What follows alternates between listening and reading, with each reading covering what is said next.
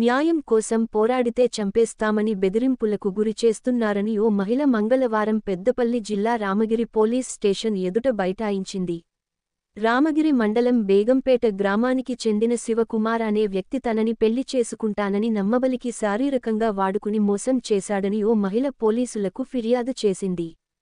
ఫిర్యాదు చేసినందుకు తన పిల్లలని, నన్ను చంపుతానని బెదిరింపులకు గురిచేస్తున్నాడని పోలీస్ స్టేషన్ ఎదుట బైఠాయించి నాకు న్యాయం చేయాలని ఆ మహిళ ఏడుస్తూ పోలీసులను వేడుకుంది.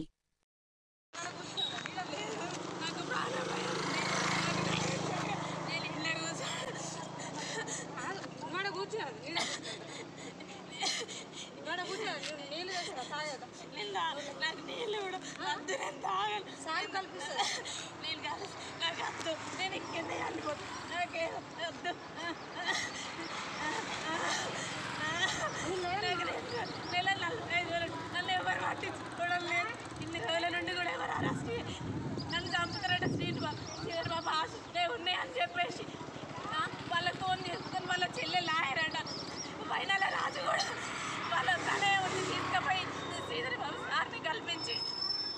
శ్రీనిబాబు సార్ని కల్పించి అన్ని రకాలుగా నా శవం కళ్ళ చూస్తానని చెప్పి నిన్నటి రోజున దాసరి శ్రీనివాస్ దాసరి శ్రావణి నన్ను చంపడానికి నేను మెడికల్ షాప్కి నైట్ వెళ్తుండగా నన్ను చంపడానికి ప్రయత్నం చేసి